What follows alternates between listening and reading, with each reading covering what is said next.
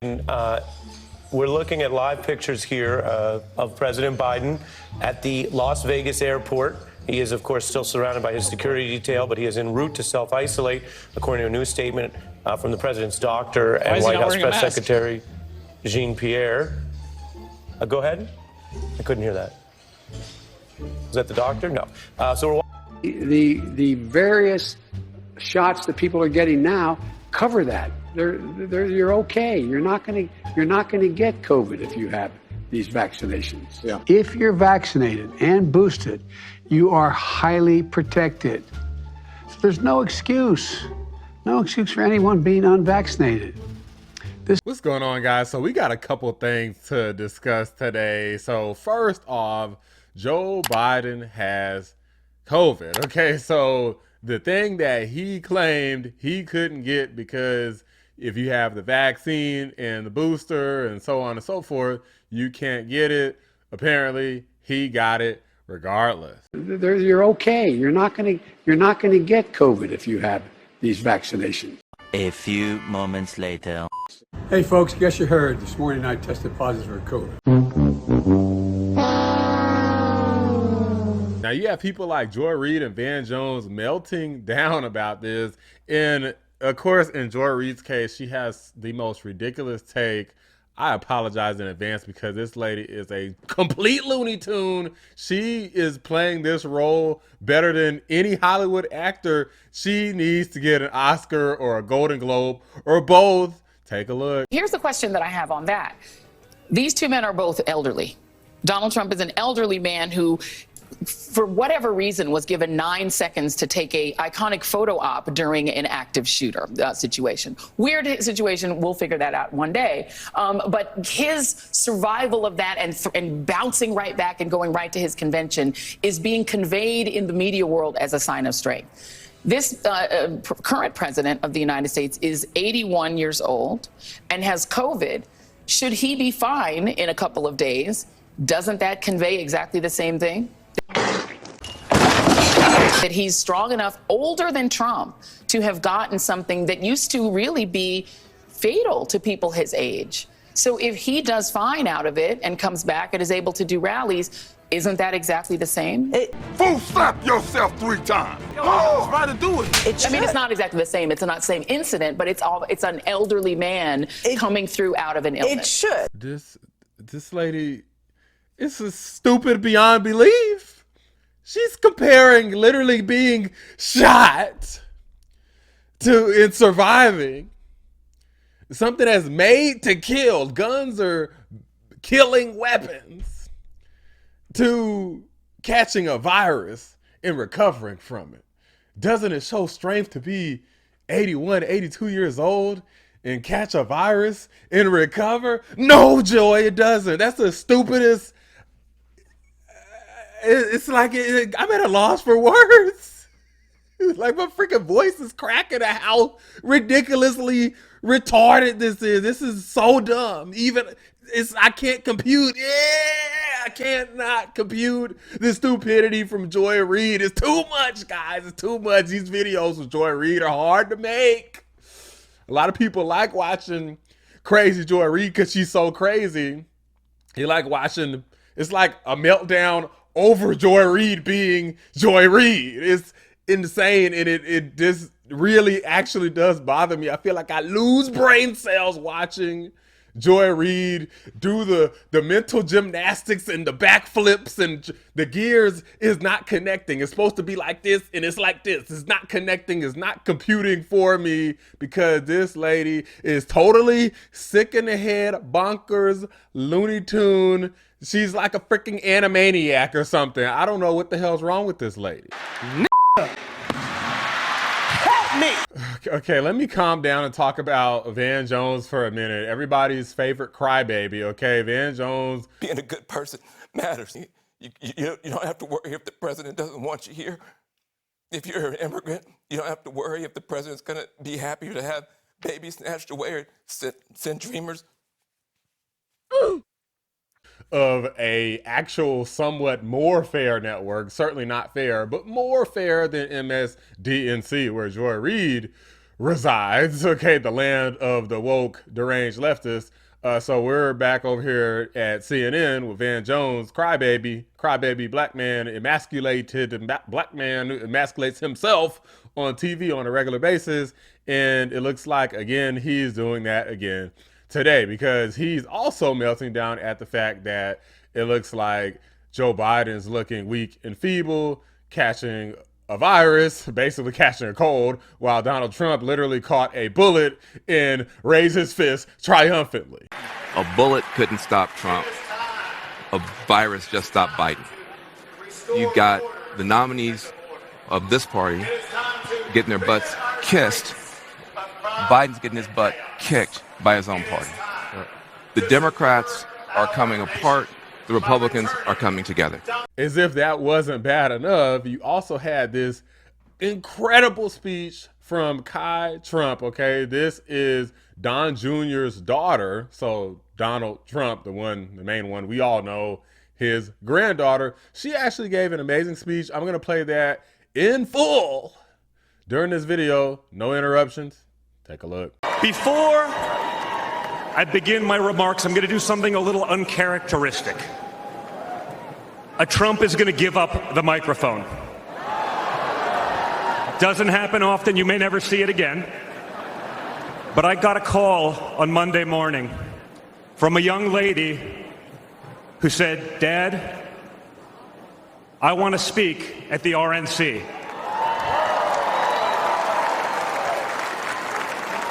I want to speak at the RNC because I want America to know what my grandpa is actually like.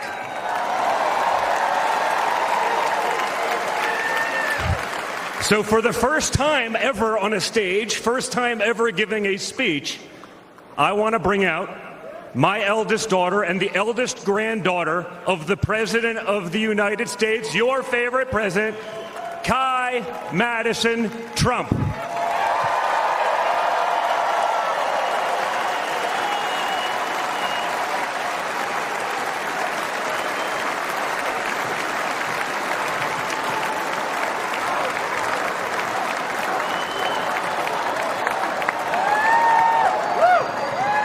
Hi everyone, my name is Kai Madison Trump. I am the granddaughter of Donald Trump. I'm speaking today to share the side of my grandpa that people don't often see. To me, he's just a normal grandpa. He gives us candy and soda when our parents aren't looking. He always wants to know how we're doing in school. When I made the high honor roll, he printed it out to show his friends how proud he was of me. I know. He calls me during the middle of the school day to ask how my golf game is going and tells me all about his. But then I have to remind him that I'm in school and I'll have to call him back later. When we play golf together, if I'm not on his team, he'll try to get inside of my head. I know. And he's always surprised that I don't let him get to me. But I have to remind him, I'm a Trump too.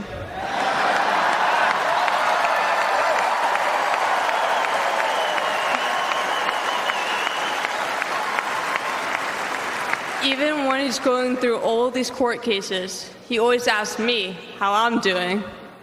He always encourages me to push myself to be the most successful person I can be. Obviously, he sets the bar pretty high, but who knows, maybe one day I'll catch him. On Saturday, I was shocked when I heard that he has been shot, and I just wanted to know if he was okay. It was heartbreaking that someone would do that to another person. A lot of people have put my grandpa through hell, and he's still standing.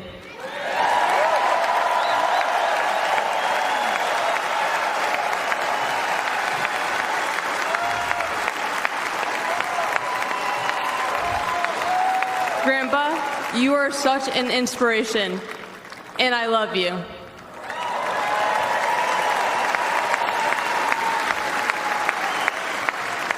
The media makes my grandpa seem like a different person, but I know him for who he is. He's very caring and loving. He truly wants the best for this country, and he will fight every single day to make America great again. Thank you very much.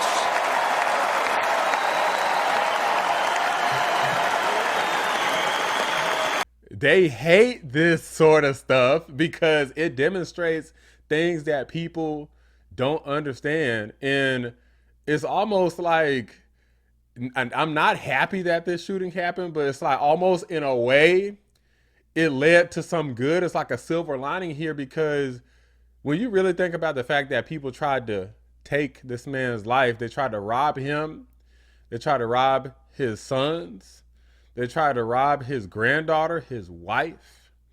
All of these people who he's in contact with regularly, they don't want to humanize him. They're scared to death of humanizing him. He's supposed to be the evil dictator. Okay, the guy who's taking away your ability to kill babies and whatever else you want to do, coming to the country illegally. Okay, have LGBTQ flags all over the classroom. That's who Donald Trump is. He's coming to disrupt the wokeness, and they don't like it. They want to just make him be the dictator in chief, the Hitler. That's what they've been calling him. They've been going as far down that Alice in Wonderland rabbit hole as they possibly can. And they don't appreciate him being seen as a regular human being, bleeding, not becoming a sniveling coward once he realizes his life is on the line, but showing his true colors and showing that he's going to fight to the death for America. And Van Jones is peeing his pants. Take a look. Oh, the granddaughter came out and opened up our hearts, and the son just hit us upside the head with a baseball bat. So I'm not quite sure which way they're going. But that young lady she did her job of warming him up, humanizing him, making people feel that they could actually like this guy. The son came out, and it was the opposite effect. Very effective for the base, frightening for Democrats. It's crazy because when you think about it, I just want to keep it 1,000 with y'all. Van Jones already knows Donald Trump. Look, okay, they worked together to pass the First Step Act, which basically allows black folks to not get in so much trouble when they have like first-time drug offenses or minor drug possession offenses, things like that. So Van Jones already is well acquainted with Donald Trump. He just gets on CNN and starts doing his fake news propaganda, acting like he's a demagogue and he's so afraid of him and all of this stuff. Speaking of demagogue, Van Jones tried to call Vivek Ramaswamy a demagogue again today in this clip. He's a demagogue. He's just a demagogue. He's good at it, though. That whole vote Trump. I mean, I was taking notes. That works. You know, if you're gonna try to get. Were you persuaded? I was not. And I'm gonna let Vivek wrap up this video for y'all. Take a look and see what Vivek has to say about this. Success is unifying. Excellence is unifying. That's who we are as Americans. That's who we've always been. To those of you watching this at home tonight, I'd like to deliver a message that the media doesn't want you to hear from the Republican Party. Our message to black Americans is this. The media has tried to convince you for decades that Republicans don't care about your communities, but we do. We want for you what we want for every American. Safe neighborhoods, clean streets, good jobs, a better life for your children, and a justice system that treats everyone equally, regardless of your skin color and regardless of your political beliefs.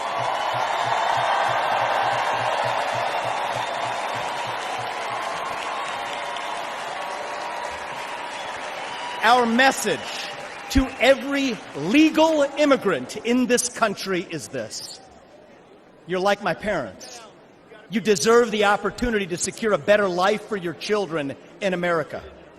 But our message to illegal immigrants is also this. We will return you to your country of origin, not because you're all bad people, but because you broke the law. And the United States of America was founded on the rule of law.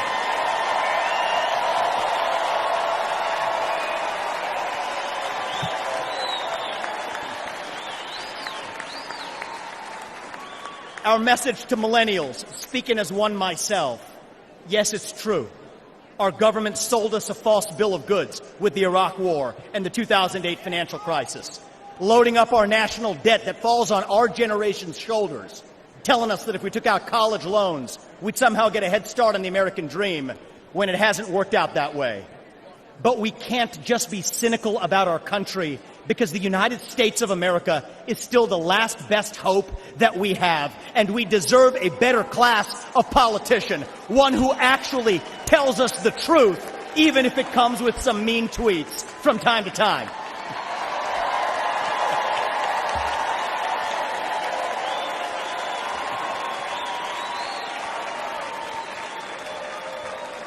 And our message to Gen Z is this. You're going to be the generation that actually saves this country. You want to be a rebel? You want to be a hippie? You want to stick it to the man? Show up on your college campus and try calling yourself a conservative. Say you want to get married, have kids, teach them to believe in God and pledge allegiance to their country. Because you know what? Fear has been infectious in this country, but courage can be contagious too. That too is what it means to be an American. And you know what? If you're at home and you disagree with everything I just said, our message to you is this. We will still defend to the death your right to say it, because that is who we are as Americans. We are the country where we can disagree like hell and still get together at the dinner table at the end of it. That is the America I know. That is the America we miss. I think I'll leave it at that. Drop a like on the video. Subscribe to the channel if you're new. I appreciate y'all watching the Black Anomaly Rising channel. I'm out. Had this character Van Jones on CNN afterwards saying, this is the rise of an American demagogue who's going to live 50 years longer than Trump. This is dangerous. I am shaking. That's what he says. Just shut the fuck up. At a certain point, just shut the fuck up. Van Jones at CNN.